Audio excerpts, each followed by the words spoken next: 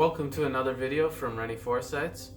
Today I'm going to discuss the stages of a crypto project. So the first stage that we would have, let's call it exploration.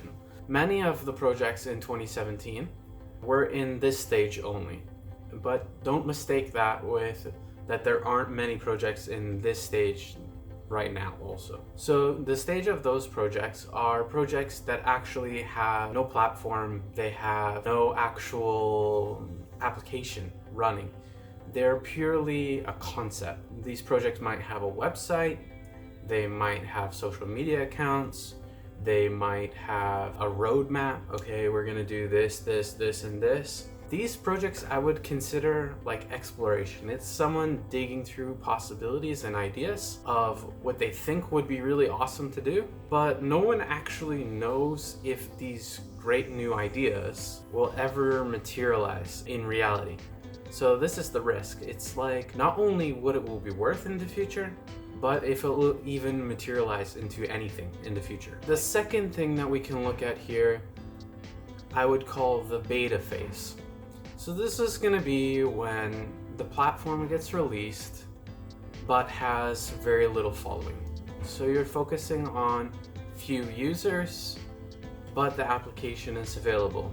When people are looking at a project like this, it's good to actually use this application.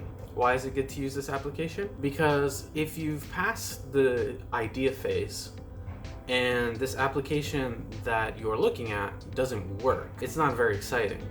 If it mostly works and they're working out the kinks and bugs, that would be pretty normal at this stage.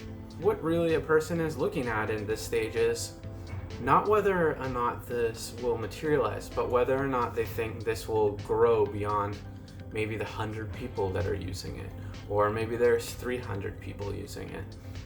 And will it grow past that user base? Is there a purpose for it that other people would actually find this?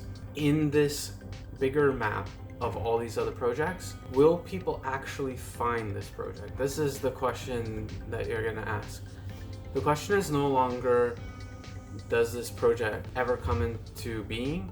The question actually is whether or not this project becomes more widely accepted. When I've looked at this type of projects in the past, this was, many of the projects I was looking at in early 2020, this is what I was looking for, is projects that were getting very little attention because there still wasn't much attention in the market, that I thought would actually become something. They would gain wider attention. Not necessarily that they're the winner, that they're the biggest, but that other people would want to use this in the future. The next stage after beta is what I would call the growth stage.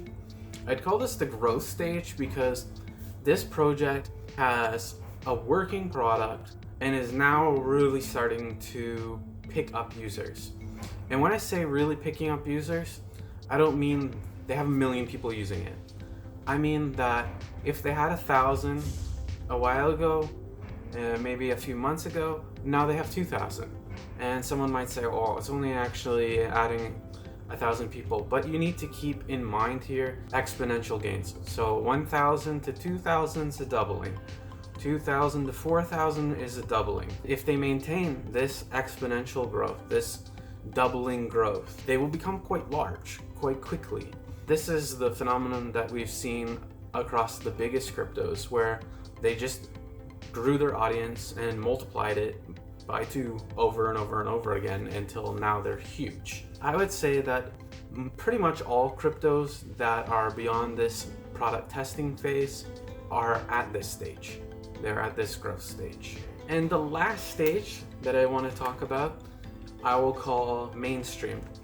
Now, none of the crypto projects are really mainstream in use. So for example, you look at platforms or other applications. Let's look at other applications outside of cryptocurrency, like smartphones. If we look at the usage of smartphones across the world, there's not really an argument whether or not this thing is accepted en masse and that most people who can afford one use one.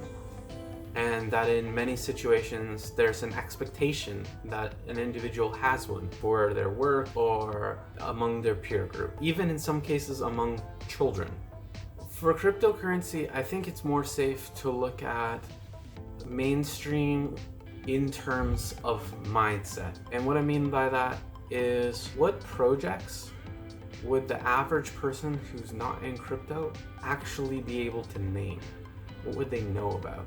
I would say that right now it's pretty much only safe to say that people would recognize the name Bitcoin. And a lot of those people would say, I heard the name, but I don't really know anything about it. That's the extent of their knowledge. They heard it like enough times on TV that they now actually recognize that they've heard this name before. And maybe they associate it's a cryptocurrency. And that's the end of it. They don't know anything else about it. They're not going to start listing off facts to you. So as the rest of the projects start to enter this, and many projects won't, this is how I am looking at mainstream.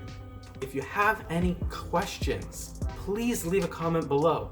Please like the video and please subscribe for more of this content. Have a great day and see you in the next video.